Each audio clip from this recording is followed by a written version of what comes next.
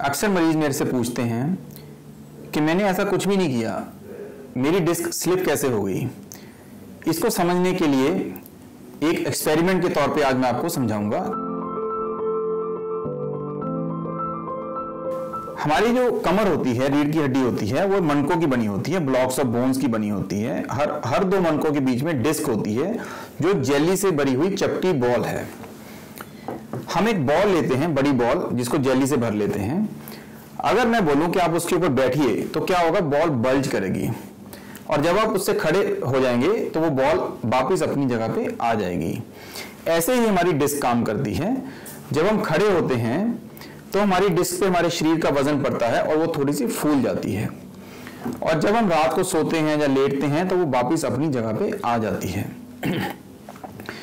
अब अगर मैं बोलूं कि इस बॉल के ऊपर खूब सारा वजन डाल दो, उस पर हम वजन डालते रहे, एक टाइम पे आके वो बॉल बर्स्ट कर जाएगी, उसमें कहीं ना कहीं पंक्चर हो जाएगा, छेद हो जाएगा और उसकी अंदर की जेली बाहर निकल जाएगी। इस जेली के निकलने को ही स्लिप डिस्क कहा जाता है।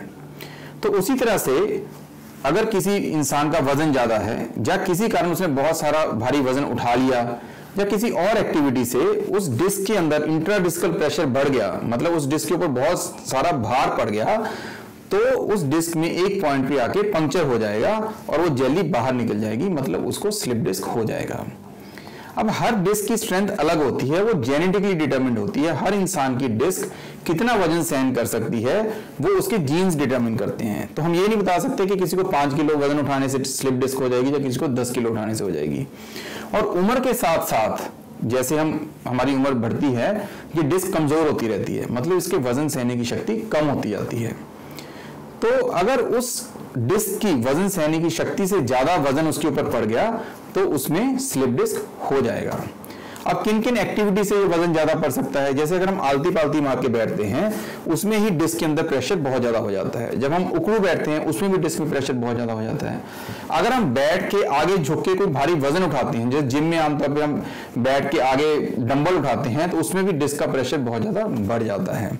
हम खड़े होकर आगे झुक के जब भारी वजन उठाते हैं तो उसमें डिस्क का प्रेशर बढ़ जाता है। घर में आमतौर पर हम कई बार सिलेंडर उठा लेते हैं, बेड उठा लेते हैं, इन सबसे डिस्क के ऊपर प्रेशर बनता है, डिस्क के अंदर प्रेशर बनता है, जिसकी वजह से डिस्क के फटने का चांस बन जाता है। अब किसी इंसान की डिस्क अगर उस टाइम पे कमजोर है तो वो डिस्क फट जाएगी। इसमें एक और फैक्टर होता है मसल्स, हमारी मांसपेशियां। अब जब हम वजन उठाते हैं उसमें कुछ वजन हमारी मांसपेशियां सहन करती हैं।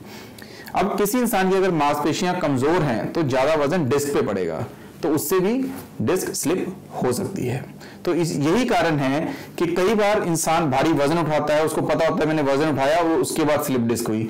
और कई बार किसी इंसान की डिस्क कमजोर है, मांसपेशियां कमजोर हैं और आमतौर पे जो रूटीन के काम होते हैं उसी से डिस्क के अंदर प्रेशर ज्यादा होने से डिस्क फट जाती है, एनुलर टियर हो जाता है, उसमें पंक्चर हो जाता है और ये जेली बाहर निकल जाती है और स्लिप डिस्क हो जाता है।